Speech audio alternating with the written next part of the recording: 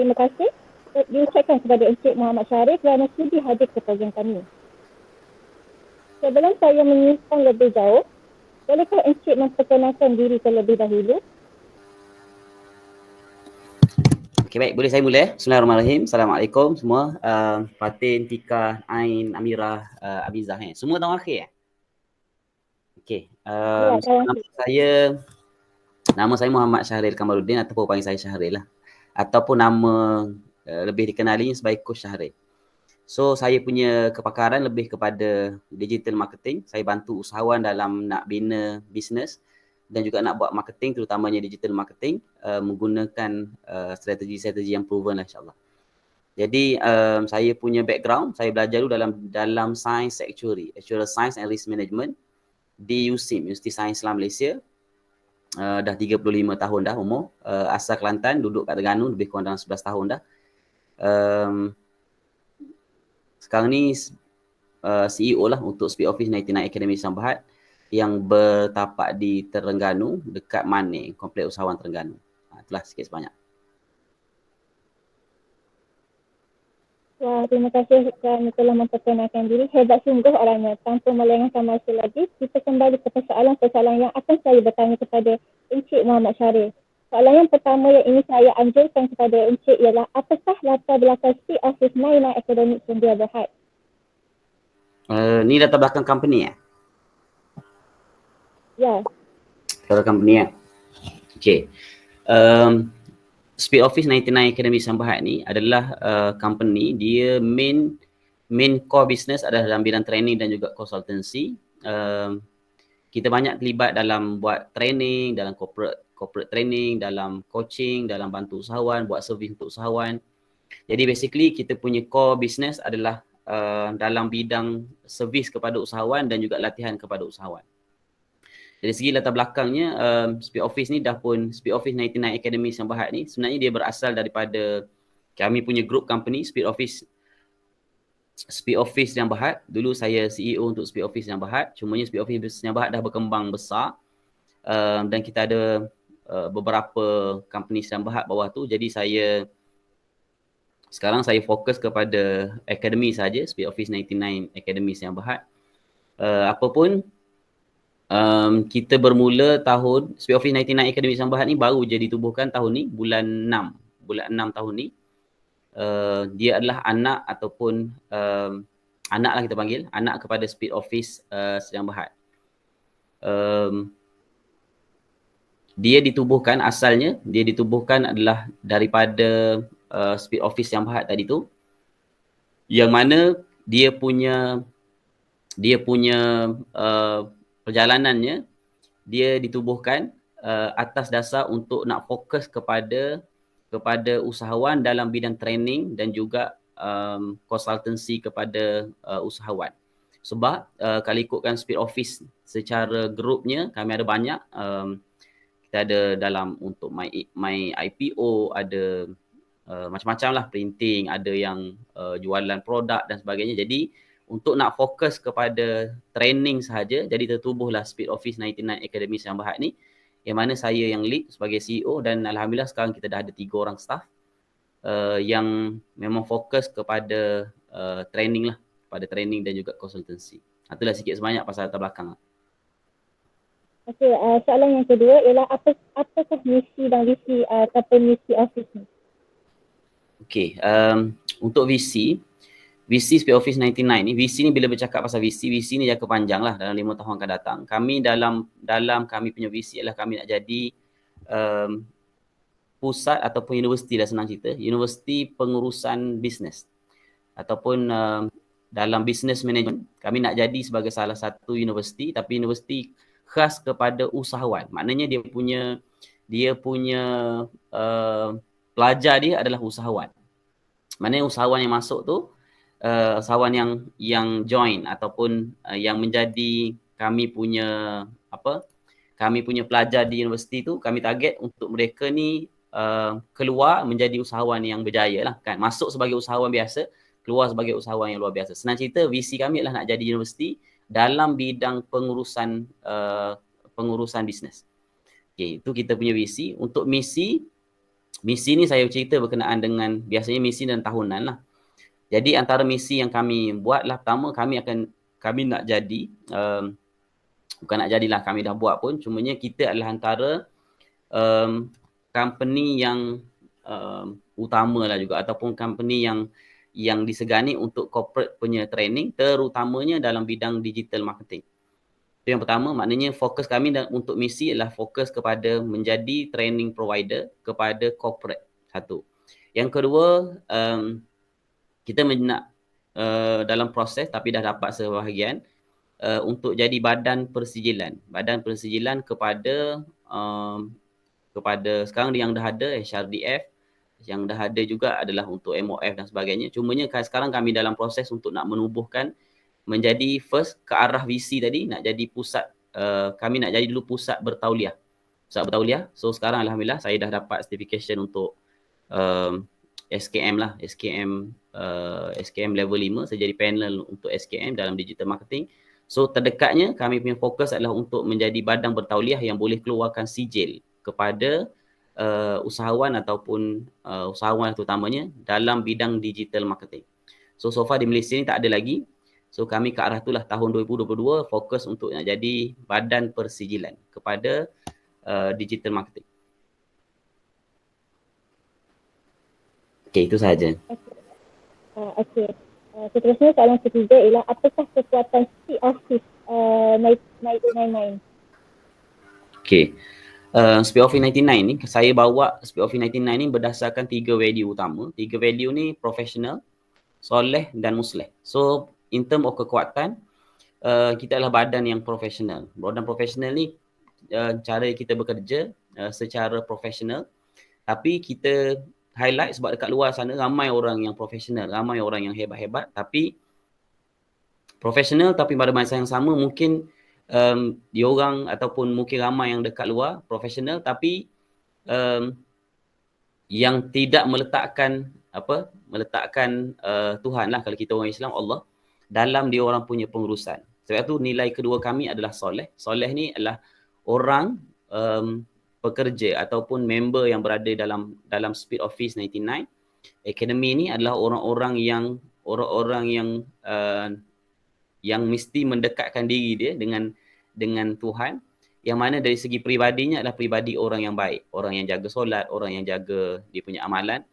Itu yang kedua. Dan yang ketiga, dia juga adalah musleh. Musleh adalah dia bukan sekadar baik untuk diri dia, tapi dia juga adalah mestilah jadi company yang banyak membantu untuk orang lain, menjadi diri yang membantu pada orang lain. Itu dari segi shared value yang ada dalam kami punya company. Tapi dari segi kekuatan yang dikenali dalam Speed Office 99 Academy ni, kami dikenali sebagai orang yang penganjur kepada seminar-seminar berskala besar lah. Dan juga dalam bidang digital marketing. So biasanya kalau orang kenal dengan Speed Office 99 Academy ni, dia orang suka datang sebab kita antara orang yang banyak menyediakan latihan-latihan secara public kepada usahawan-usahawan lah, atau antara kekuatan company lah. Okey, soalan yang keempat ialah apakah peranan undang-undang Islam kepada Speed Office ni? Peranan undang-undang Islam ni apa maksud dia? Undang-undang Islam yang mana maksudnya? Maksudnya dari segi syariah, apa yang contohnya tidak terlalu membawa ke perkara yang riba. Okey. So itu adalah antara teras company lah, sebabnya kami punya shared value tadi yang saya cerita tu soleh. Jadi antara perkara penting yang kita letakkan awal-awal dalam apa-apa jua bisnes yang kita nak join ataupun projek yang kita nak buat, first kita akan check dulu sama ada bisnes tu syariah compliance ke tak. Ini juga contoh perkara-perkara asas yang contoh macam contoh biasanya yang syarikat-syarikat contohnya nak dapatkan bantuan daripada kerajaan contoh. Jadi kebanyakan company ataupun ada company yang bila nak dapatkan bantuan daripada kerajaan, mereka akan cuba untuk nak bila kita isi borang contoh kan. Borang maknanya dia akan bagi tahu okey dia punya staff ni dibayar gaji sekian-sekian, tapi benda itu sebenarnya tak tepat dan sekadar untuk nak dapatkan kelulusan untuk dapatkan salah satu grant. Contoh saya ambil contoh. Sekarang kerajaan ada bagi geran kepada company-company dipanggil penjana.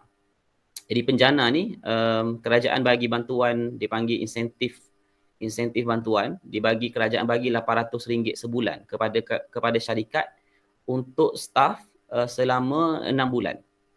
Tapi syarat dia adalah staff tu dia mestilah gaji minimum dia 1,200 dan ke atas, dan dia mesti bekerja di situ. Jadi contoh macam mana company saya contoh kita terapkan undang-undang Islam ni contoh, ada seorang staff kami, dia masuk bekerja, dia bantuan kerajaan ni selama 6 bulan. Tapi bila dia masuk selepas daripada sebulan, tiba-tiba staff ni ada berdapat offer tempat lain yang lebih baik, staff ni pun berhenti.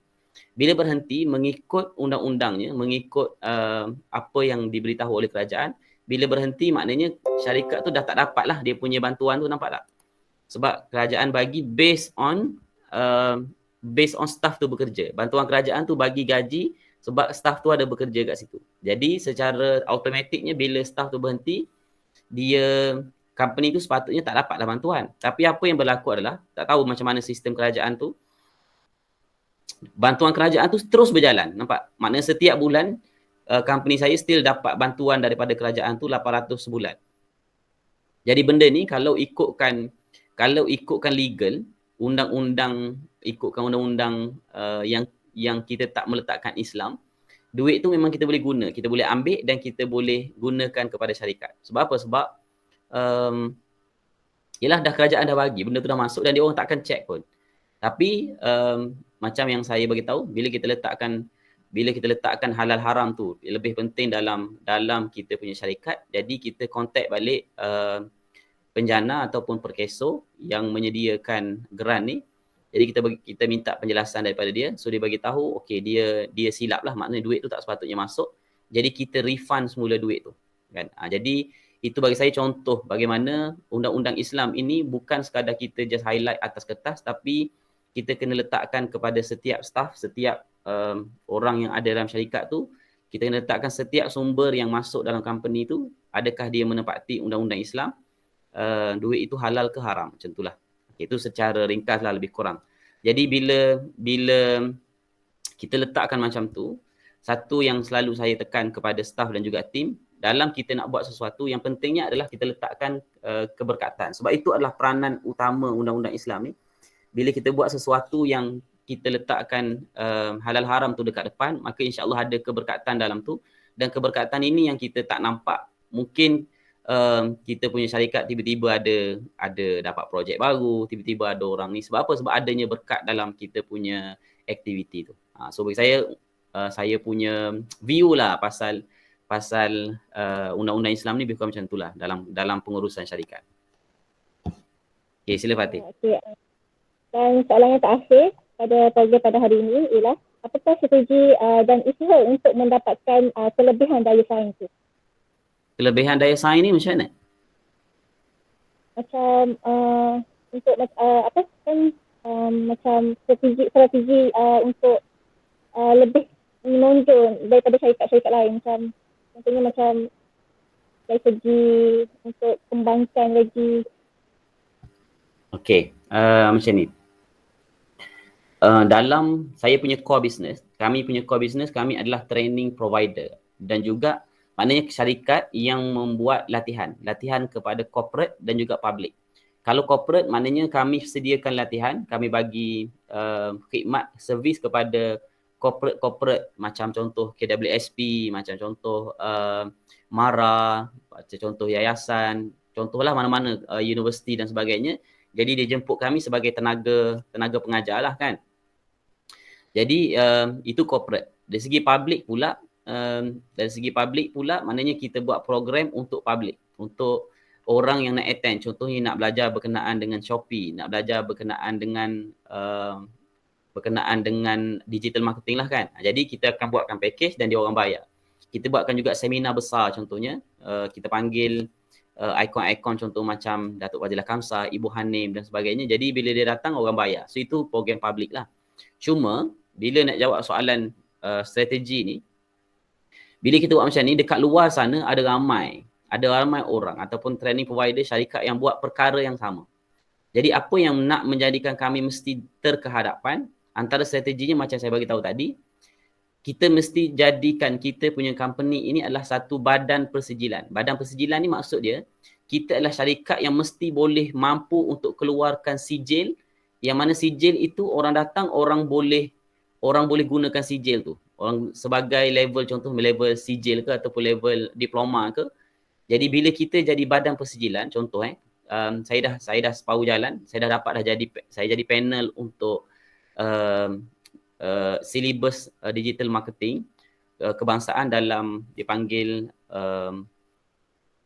NOS lah. NOS ni maksudnya kalau dekat Malaysia ni, kalau orang nak bekerja dia akan refer dekat NOS ni, dia akan refer dekat badan kerajaan ni lah, dipanggil Jabatan Kemahiran Malaysia. Jadi saya antara 5 orang terawal yang dah dapat SKM level 5 untuk digital marketing ni. Jadi insya-Allah tahun depan bila kita dah dapat sijil ataupun dah jadi badan persijilan, jadi semua agensi ataupun semua orang dekat Malaysia ni, sekarang ni orang kata, contoh kalau awak kata saya buat digital marketing kan, tapi awak ada mana-mana badan tak yang iktiraf? Semua orang akan cakap tak ada. Sebab apa? Sebab memang tak ada lagi di Malaysia. Tak ada satu pun badan yang mengiktiraf, dan badan yang diiktiraf dekat Malaysia ni dipanggil dalam bidang kemahiran ni memang hanya di bawah JKM sahaja, di bawah Jabatan Kemahiran Malaysia. Jadi jika syarikat tu ataupun jika mana-mana syarikat dia boleh jadi badan bertauliah untuk JKM ni, maka seluruh Malaysia, tak kisah corporate ke public ke, dia orang akan datang ke company. Bukan kita lagi yang terpaksa nak cari customer, tapi insya-Allah customer tu juga akan ramai yang akan datang untuk nak dapatkan tauliah tu. Sebab dia akan menjadi satu macam kita, kalau kita dapat sijil, kita dapat diploma, maknanya dia akan jadi level macam tu lah. Kan, siapa nak dapat level, okey, datang nak dapat diploma, datang belajar, dapat diploma. Jadi itu antara strategi yang kami tengah usahakan untuk menjadi badan persijilan. By 2022 ni insya-Allah kita mesti jadi badan persijilan, yang mana daripada situlah badan-badan corporate, kerajaan, public semua akan mula mendapatkan kita punya khidmat lah. Itu yang bagi saya yang mungkin loophole yang kalau kita dapat, insya-Allah kita punya pesaing kita terkedepan sikit lah daripada pesaing. Okay, so itu antara strategi lah.